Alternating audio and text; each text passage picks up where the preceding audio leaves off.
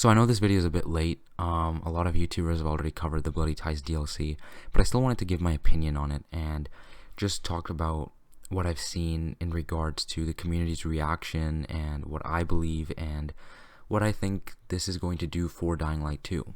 So the Bloody Ties DLC is like this arena DLC where you're going to fight humans and infected and get like a shield or something out of it. I don't really know. It wasn't really shown clearly what you're gonna get at the end of it, but I know the shield is coming to Dying Light 2 in that DLC. And I don't know why the shield wasn't in the game from the start, but you know, it's always great to get those features at some point at least. You know, it'll be interesting how it's incorporated, if it's the same as Dying Light 1 or if they're gonna do something new and unique with it. So I'm just gonna start off with like what I'm excited about for this DLC before I get into kind of the more negative stuff. First and foremost, that volatile skull helmet or mask or whatever looks really cool. I really want that. Such a unique concept, and honestly, it looks amazing. I absolutely love it, and I really want it, and I really wish it's something we can actually get for our player, and it's not just like something the enemy wears or whatever, because if we can't get it for our player, that's gonna suck. Apart from that, I saw this one NPC with like golden armor. That was really cool. I really want that. I think we need more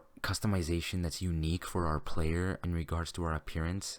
There's so many like jackets and like cargo pants and stuff like that. I want like some unique stuff, you know, something that is striking and actually looks like you would wear it to protect yourself in the zombie apocalypse, not like a jacket and like some sweatpants, you know what I mean? So I really wish that we can get some unique clothing options in this DLC. Other than that, that's about all I've got in terms of the positive stuff. I didn't really notice anything else I was really hyped for. And in regards to like the hype for the DLC, the feedback that I've gauged from the community is that either you are indifferent and don't really care about the DLC and you're probably gonna buy it if it's on sale, or you don't like it. I don't think anyone's hyped or like really excited for this DLC. Like, yeah, it's something new, but like no one asked for like an arena style DLC. I think that a major problem with Dying Light 2 is the focus on human combat over the infected.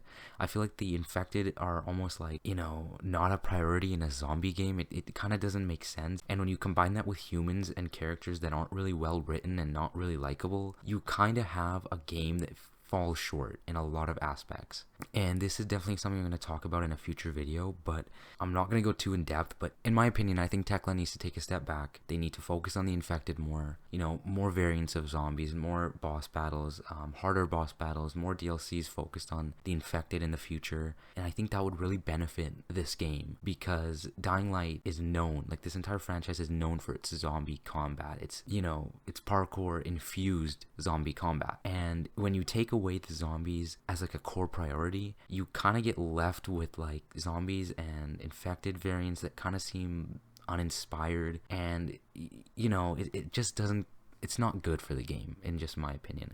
So if I was in charge of this Bloody Ties DLC, I think that an arena type DLC is actually kind of cool, and I do like it, but I think that the human aspect of it should be mostly taken out. I think that this arena DLC should have focused more on the zombies. Like, you should have been fighting like variants of zombies. In my opinion, if I was in charge of it, I would make it so like there's like this family or whatever of like hunters, and that can tie into the new chapter that just released today with a hunter, and they pretty much captured all these like special variants of zombies, and they put them in this arena to study them, and eventually they brought in people to fight these variants, to see, like, to study them further, of course. And obviously, you know, they're probably fucking crazy or something like that, and that's why they want people to fight zombies that are obviously gonna kill them. But yeah, you know, you could really make a story around that where you still have the human aspect in the story, but the main combat isn't humans, it's zombies, and it's special variants of zombies that are more fun to fight, that require new ways to combat them, and that aren't gonna die in 2 shots from the crossbow or something like that, you know? Maybe take the crossbow out, you can't use it in the arena, or maybe have a few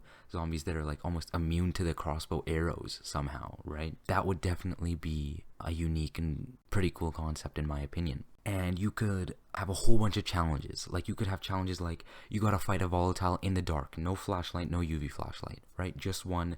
It's only you and the survivor sense. Or you fight a volatile with just the flashlight, right? So no UV flashlight. And it would just be, it's so easy, right? Just these simple challenges that I'm just spitballing here, I didn't even put that much thought into them, would be so good for this game. And I think it would draw back a lot of players who were kind of turned away when they realized that the zombies were not that prevalent in this game. Like, don't get me wrong, they're everywhere, but they're just uninspired. It feels like Techland didn't put as much love and care into the zombies of this game as the first. And I think that I kind of understand the approach that Techland was trying to take, right? So obviously they wanted to have like, it's been 10 years, people aren't really scared of zombies anymore. At the same time, I think if you were going to go with that route, Techland, at least write some good, lovable characters. I think that in the entire campaign of Dying Light 2, I only liked Hakon. Like, everyone else I didn't care about. I didn't cry at any moment during the campaign. I didn't feel excited or happy. Like, it was just dead. And I think clearly rewriting the campaign is way too much, and clearly people don't really like human-centric stories and quests in this game, and we kind of enjoy the more infected-centric stuff like fighting volatiles and other types of zombies. So I think Techland, for your future DLCs, please focus on the infected more. Today's chapter that released, I know that it's a lot more zombie focused, and I'm really happy about that. Please head in that direction. I think a lot of people can agree with me on that we want to see more zombies. We want to see more challenges related to zombies. We want to see different types of zombies, and we want different cosmetic items, right? We want to make our players look unique and cool.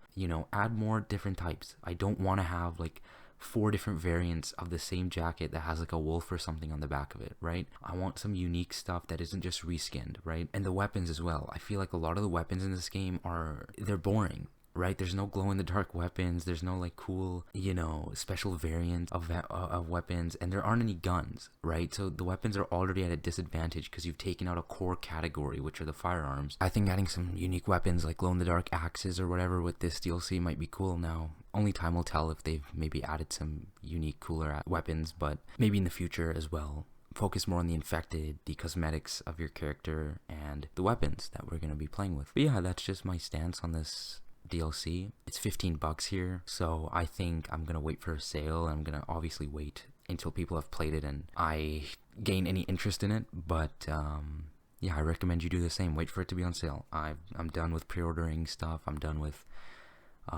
buying it as soon as it comes out. I'm gonna wait until I can see what it is before I purchase it, because games in the last few years have just been all over the place with pre-orders and all of that.